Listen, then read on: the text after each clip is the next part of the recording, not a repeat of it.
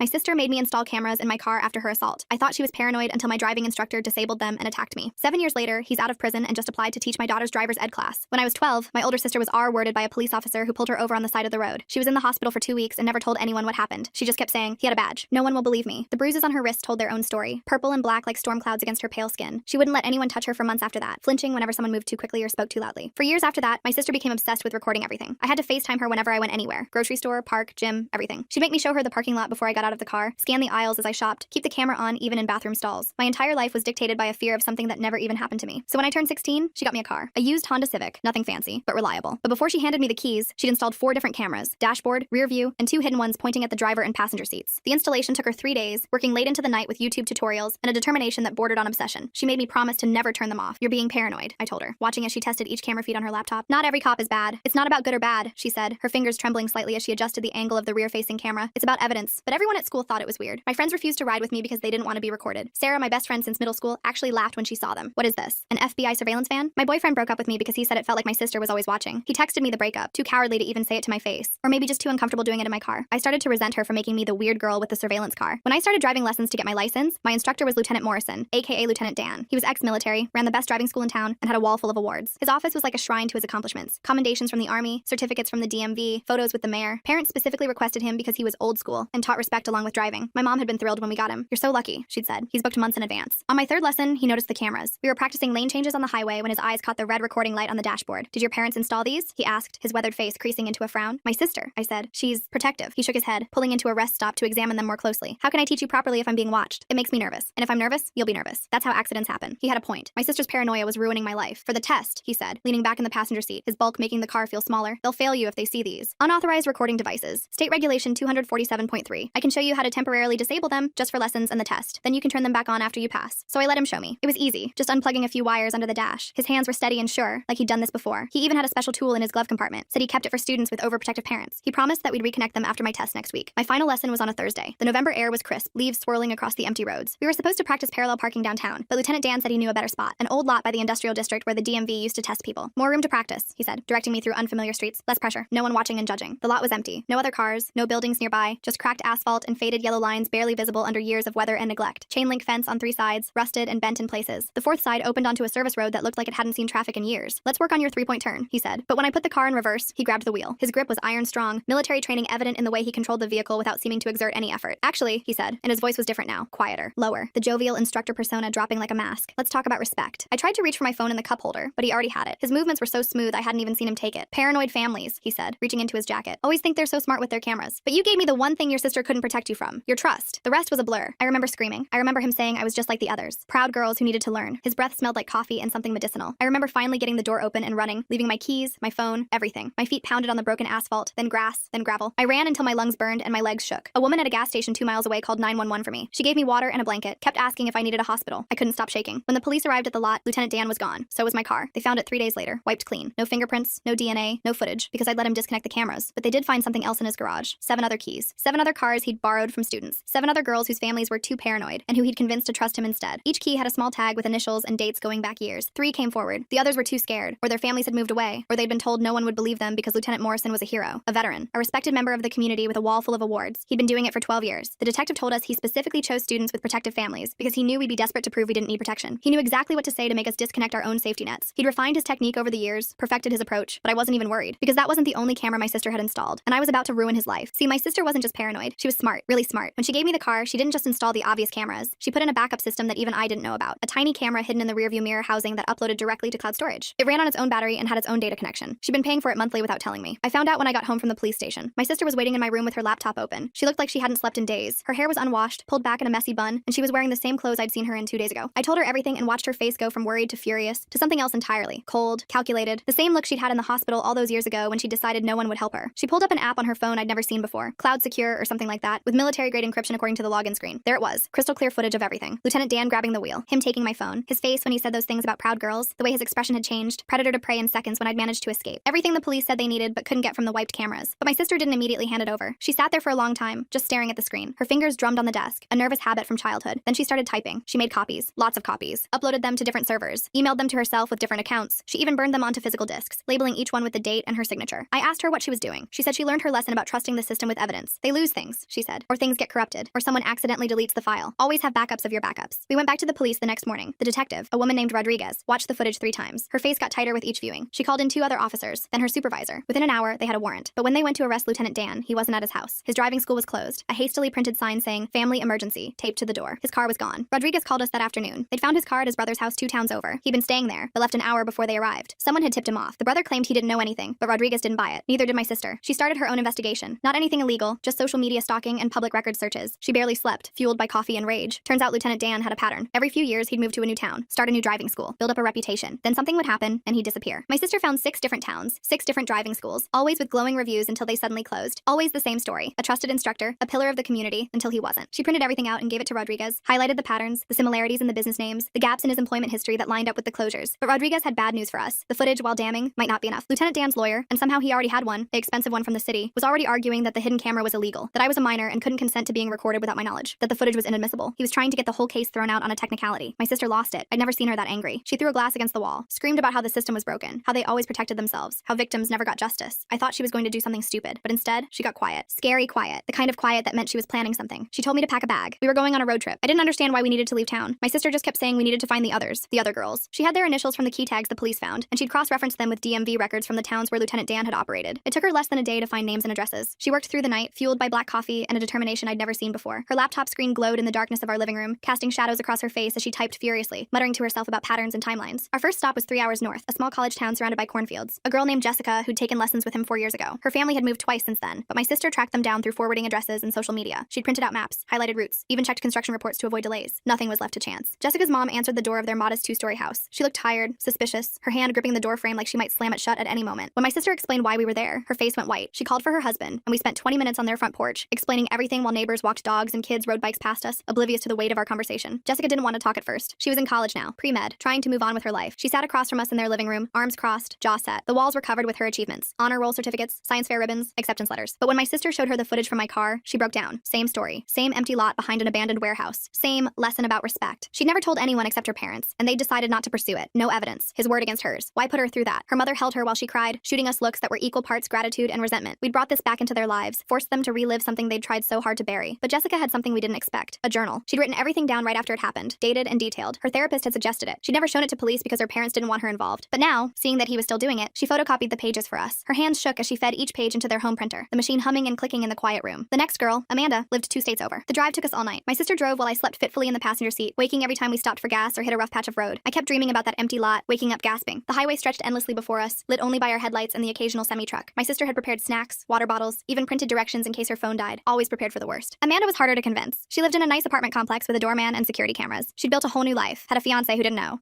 She begged us to leave her alone, standing in her doorway like she couldn't decide whether to let us in or call security. Her engagement ring caught the hallway light as she gestured, pleading with us to understand. My sister didn't push. She just left her number and said if Amanda changed her mind, we'd be there. She spoke softly, gently, like she was talking to a spooked animal. We were walking back to the car when Amanda came running after us, barefoot on the cold parking garage concrete. She couldn't testify, she said, but she had something. Security footage from a gas station near where it happened. She'd gotten it from the owner years ago, planning to use it, but never did. It showed Lieutenant Dan's car leaving the area at the exact time she said. Not proof of the assault, but proof he'd lied about where he was that day. She handed us a USB drive, warned us it was the only copy, then ran back inside without another word. We spent a week on the road, living out of cheap motels and my sister's meticulously packed supplies. 7 girls scattered across 3 states, 3 willing to come forward, 4 who gave us evidence but wanted to stay anonymous. Photos, journals, text messages they'd sent to friends right after. One girl, Maria, had actually recorded him on her phone without him knowing. Just audio, but you could hear him talking about teaching her respect, could hear her crying, could hear the car doors locking. Each meeting was different. Some girls met us in public places, coffee shops, libraries, parks. Others invited us into their homes, their safe spaces. One girl, Sarah, met us at her church after hours. She said it was the only place she felt protected enough to talk about it. The empty pews seemed to listen as she told her story, her voice echoing slightly in the vast space. My sister organized everything into folders, color-coded, indexed, cross-referenced. She made multiple copies of everything, working at 24-hour copy shops to avoid leaving digital trails, mailed some to Rodriguez, uploaded some to secure servers, even sent a set to our aunt who was a paralegal in another state. She was building a case the police couldn't ignore or lose. Each piece of evidence was logged, dated, and verified. She created timelines, maps showing his movement patterns, charts demonstrating how he selected victims. But Lieutenant Dan was still missing. His brother claimed he'd gone camping, didn't know where. Rodriguez had alerts out, but he'd disappeared before. He knew how to stay hidden. My sister was getting more frustrated each day. She'd check her phone constantly, hoping for news. She barely slept, surviving on caffeine and determination. I'd find her at 3 in the morning, staring at her evidence boards, looking for patterns everyone else had missed. Then she had an idea, a terrible, dangerous idea. She wanted to use me as bait, set up a meeting, pretend I wanted to apologize, to drop the charges, get him to come out of hiding. I told her she was crazy. Rodriguez would never approve it. It was too dangerous. We argued for hours, our voices echoing in the empty house. She said it was the only way. I said there had to be another option. Neither of us would budge. But my sister wasn't planning to tell Rodriguez. She'd already started putting out feelers, posted on some driving instruction forums about looking for a new teacher after a misunderstanding with my previous one. Used a fake name, but included enough details that Lieutenant Dan might recognize the situation. She figured his ego wouldn't let him resist. He'd want to know what I was planning, want to control the narrative again. I should have stopped her. Should have called Rodriguez myself. But part of me wanted him caught too. Wanted this to be over. Wanted to stop jumping at every car that looked like his. And my sister swore she'd be careful. We'd meet in a public place. Lots of people around. She'd be watching from nearby. She had contingency plans for her contingency plans. What could go wrong? The response came after 3 days of checking the fake email account every hour. Not from Lieutenant Dan directly, but from a friend who said he knew an excellent instructor who specialized in nervous students. Very understanding about past troubles. The email address was generic, but the writing style was familiar. That same condescending tone. That same emphasis on respect and trust. The same way of making offers sound like favors. My sister set up the meeting. A busy coffee shop downtown. 2 in the afternoon. Lots of witnesses. She'd be at the table next to mine. Rodriguez would be in the parking lot, even though we hadn't exactly told her the truth about how this meeting came about. We'd said Lieutenant Dan had reached out to me wanting to explain his side. She didn't like it, but agreed to have units nearby. My sister had scouted the location 3 times, memorizing exits, checking sightlines, even timing how long it took to get from the bathroom to the front door. I got there early, ordered a coffee I couldn't drink. My hands were shaking so bad I could barely hold the cup. The ceramic rattled against the saucer every time I set it down. My sister sat 2 tables away, pretending to work on her laptop. She dyed her hair and wore sunglasses, but I could see the tension in her shoulders. Could see her fingers hovering over her phone, ready to call for help. The coffee shop was perfect. Busy enough to feel safe, quiet enough to record conversation. Business people on lunch breaks, college students studying, moms with strollers. Normal people living normal lives, unaware of what was about to happen at table 12. He walked in at exactly 2. Same khaki pants, pressed with military precision. Same polo shirt with the driving school logo, even though the school was closed. He looked older somehow, tired. There were new lines around his eyes, gray in his hair I hadn't noticed before. He sat down across from me and smiled that instructor smile. Calm, patient, like nothing had happened. Like we were about to discuss parallel parking techniques. He ordered a black coffee, made small talk about the weather while we waited for it to arrive. His hands were steady, his voice was even. If you didn't know better, you'd think he was exactly what he appeared to be. A concerned teacher meeting with a troubled student. He started talking about misunderstandings, about how young people sometimes interpreted things wrong, about how he'd been teaching for 20 years without a single complaint until now. He said he understood I was scared, that my sister had filled my head with paranoia. He could help me see things clearly if I just trust him. His voice was hypnotic, soothing. I could see how girls had believed him before. I wanted to throw my coffee in his face, wanted to scream, wanted everyone in the shop to know what he was, but I had to keep him talking. Rodriguez needed him to say something incriminating, so I nodded, played along, asked him why he'd left town if he hadn't done anything wrong, kept my voice small, uncertain, like maybe I was starting to doubt myself. His face changed then, just for a second. That same look from the car, the mask slipping to reveal something darker underneath. Then the mask was back. He said his lawyer had advised him to lay low, said people like my sister could be dangerous when they got fixated on something, said he was actually worried about me, being influenced by someone so unstable. He reached across the table like he might pat my hand, and I had to force myself not to recoil. That's when my sister stood up. I don't know if she planned it or if she just snapped. She walked over to our table, calm as could be, and set her laptop down in front of him. The screen showed the cloud footage, his face grabbing the wheel, him taking my phone, crystal clear. She'd enhanced it, zoomed in on his face. You could see the moment he decided to take me to that empty lot, could see the calculation in his eyes. He went pale, started to stand up, his coffee cup tipped over, spreading across the table in a dark puddle. But Rodriguez was already coming through the door with 2 other officers. They'd been listening through the wire I was wearing, had heard him trying to gaslight me. Combined with the footage and the other girl's evidence, it was enough. The arrest was quiet, no drama. He didn't resist, just kept saying he wanted his lawyer. The coffee shop patrons watched in stunned silence as they let him out. As they let him past the window, he looked back at me, not angry, just disappointed, like I'd failed some test, like I'd proven I wasn't strong enough to keep a secret, like I'd broken some sacred trust between teacher and student. The trial took 6 months. His lawyer tried every trick, said the footage was doctored, said the other girls were copying my story for attention, said my sister had orchestrated everything because of her own trauma, but the evidence was too much. 7 girls with similar stories, documentation going back years, the pattern of moving towns and changing names, the key collection that he couldn't explain away. The other girls were brave. Jessica testified via video link from her college, her voice steady as she recounted every detail. Amanda submitted a written statement that was read aloud by the prosecutor. Even Maria, who'd been the most scared, agreed to play her audio recording in court. Each testimony built on the last. Each detail corroborated the pattern, the empty lots, the lessons about respect, the way he'd disconnect the emergency brake. Lieutenant Dan took the stand in his own defense, still playing the respected instructor, still talking about trust and respect and how he dedicated his life to keeping young drivers safe. He brought his medals, his certificates, letters from grateful parents whose children he'd taught, but the prosecutor tore him apart, asked him about the key collection, about the closed driving schools, about why he specifically targeted students with protective families. He actually admitted that last part, said overprotective families created nervous drivers, said he had techniques to help them relax and trust the process. The prosecutor asked if those techniques included taking students to isolated locations, if they included disconnecting safety devices, if they included physical assault. Each question was precise, surgical, designed to strip away his defenses. His lawyer objected to everything, but the damage was done. The jury could see what he was, could see through the medals and certificates to the predator underneath. It took them less than 2 hours to convict. 7 counts of assault, 3 counts of kidnapping, 1 count of theft for taking my car, guilty on all charges. The sentencing was last week. The courthouse was packed. Other girls had come forward after the trial started, though too late to testify. They sat in the gallery, silent witnesses to their own stories. 25 years. Not enough for what he did, but enough to keep him away from other girls. The judge called him a systematic predator who used his position of trust to target vulnerable young women. She said the evidence was overwhelming and the pattern of behavior was clear. She thanked my sister specifically for her diligent documentation. After the sentencing, the other girls and I met up outside the courthouse. We didn't plan it, just all ended up there, drawn together by shared experience. Jessica hugged me, said my sister saved her from years of thinking she was crazy. Amanda cried. Maria just stood there, finally looking peaceful. We exchanged numbers, promised to keep in touch. A support group born from trauma but sustained by survival. My sister didn't come to the sentencing, said she didn't need to see it. She'd already won. She'd proven that evidence matters, that documentation matters, that being paranoid isn't crazy if you're right. She'd spent so many years feeling helpless about what happened to her. This was her victory too. I found her at home, finally sleeping peacefully for the first time in months. She still has those cameras in my car, still insists I keep them running, but I don't mind anymore. I've seen what happens when you trust the wrong person. I've seen how quickly someone can go from protector to predator. The cameras aren't about paranoia now. They're about power. The power to prove what really happened. The power to be believed. Rodriguez pulled me aside after the trial, thanked me for being brave brave. Said most victims never come forward. Said the evidence we'd gathered was the most comprehensive she'd seen in 20 years. Then she asked about the meeting at the coffee shop, how we'd really known he'd be there. She already knew, I could tell, but she needed to hear it from me. I told her the truth. About my sister's fake posts, about baiting him out. I expected her to be angry, but she just shook her head and smiled. Said my sister would make a good detective. Said sometimes the system needed people who wouldn't give up. She gave me her direct number. Said to call if we ever needed anything. My sister's different now. Still protective, still careful, but the anger is gone. That cold rage that had driven her for years. She smiles more, sleeps better, started dating again. She even took down some of the cameras in her own apartment. Not all of them, but some. Progress comes in small steps. She's helping other girls now. Set up a website about safety resources, hidden cameras, legal rights, how to document incidents. She gets emails every week from families dealing with similar situations. Sometimes she helps them find lawyers. Sometimes she just listens. She always tells them the same thing. Evidence matters. Documentation matters. Being prepared isn't paranoid. She's building an army of protected girls, one camera at a time.